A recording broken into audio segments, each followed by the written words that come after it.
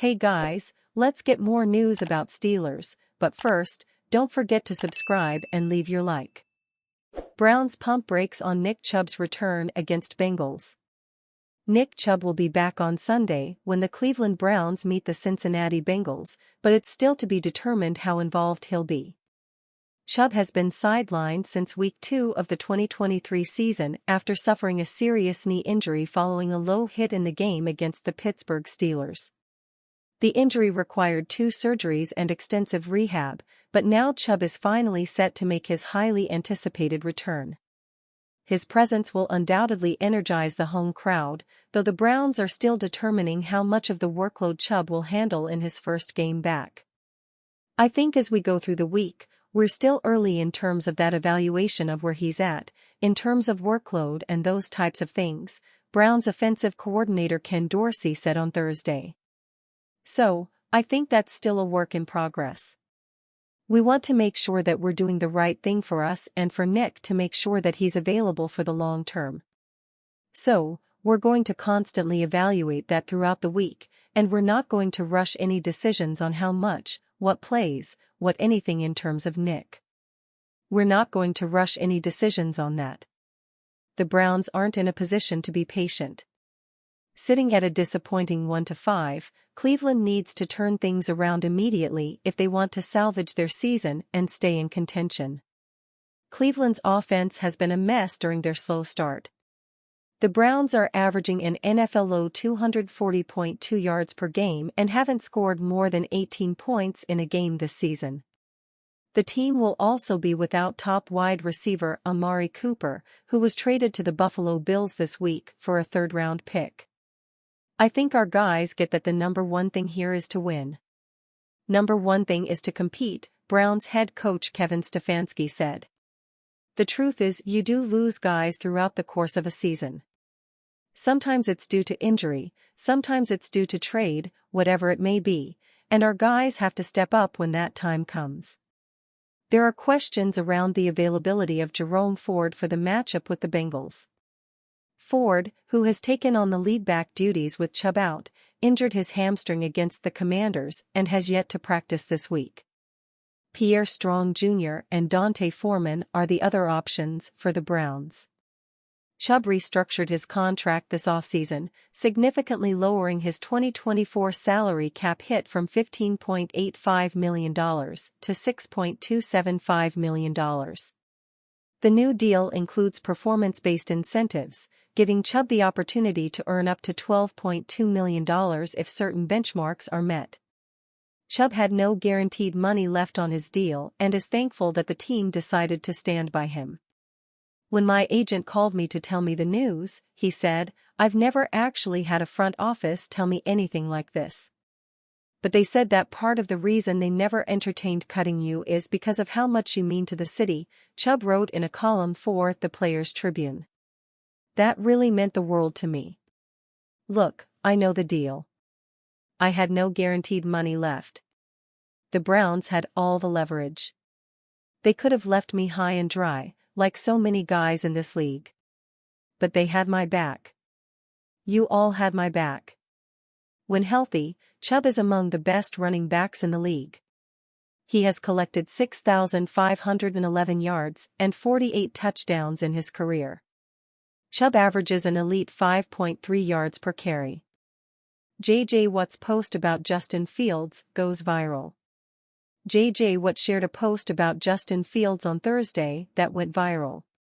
Fields has been replaced as the Pittsburgh Steelers starting quarterback by Russell Wilson, who has finally recovered from his calf injury. Fields was asked about losing the starting quarterback job despite helping his team go 4-2 to start the season. Fields gave a classy response and said that he didn't play well enough to keep the job, and that if he had, this wouldn't have been an issue. Watt saw Fields' comments and offered some thoughts on them. "Man, what an answer from a guy who is 4-2 and gave them a legitimate chance to be 5-1 right now," Watt wrote regarding Fields. "Poise, maturity, class. Hard to not be a fan. Keep in mind that JJ's brother, TJ, is a star defensive player for the Steelers, so JJ likely keeps a closer eye on the team than others. But there is no denying what JJ said. Fields had a classy and mature response. And you know what? There is still a good chance he can end up starting again at some point. The Steelers host the Jets on Sunday night. The Jets are 2-4, just traded for Davante Adams, and are desperate for a win. The Pittsburgh Steelers are 4-2 through 6 games so far in 2024. They were 4-2 through 6 games in 2023 as well.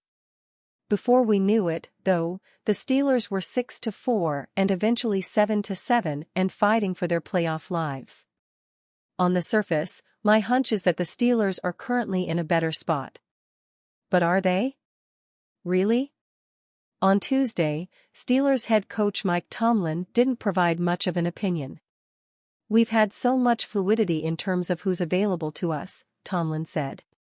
"We've been having some real issues regarding putting together a plan that's appropriate for the people at our disposal. Sometimes immediate needs and concerns override the self-scouting or the balancing component that's associated with self-scout. We've been operating under less than ideal circumstances on both sides of the ball and in special teams, and so that's where my energies have been. If Tomlin doesn't want to go there, we can." For this Friday's football footnotes, let's try to figure out if 4-2 for the Steelers this year is better than it was last year. On offense, this year's edition of the Steelers is averaging 20.6 points per game. Last year's was at 17.1, with a pair of defensive touchdowns and a few more directly set up by the D. While the Steelers still aren't scoring a lot of points under Arthur Smith's scheme, it feels like this offense has more to give that we haven't seen yet, as opposed to thinking it has nothing to give at all as we all sensed under Matt Canada. "We have the right guys in the locker room," tight end Pat Freiermuth said. "We have a lot of guys who complement each other in certain areas. These next 2 games before the bye week, we are in control of how we finish it."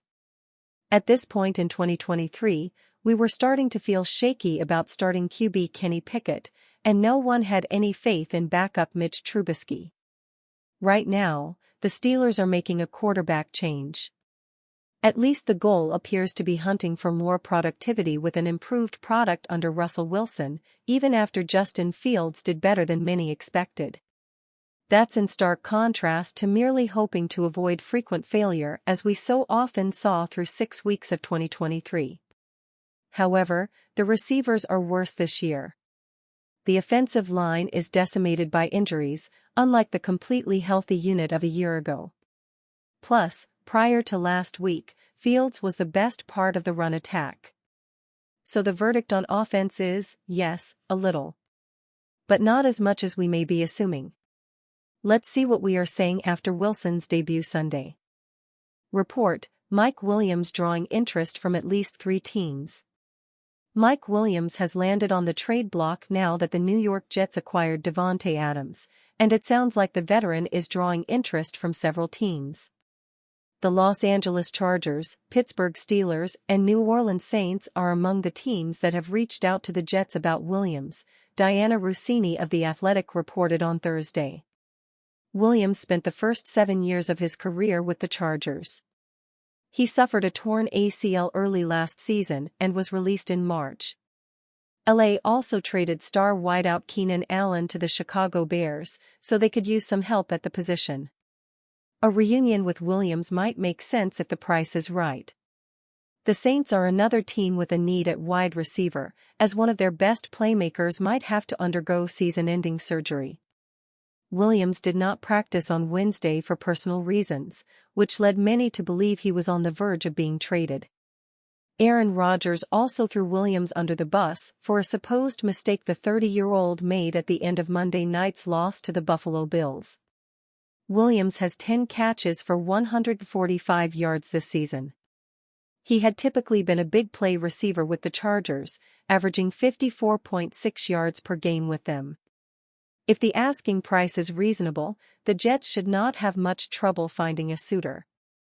And you, fan? What do you think of the situation of Mike Williams? Leave your opinion in the comments.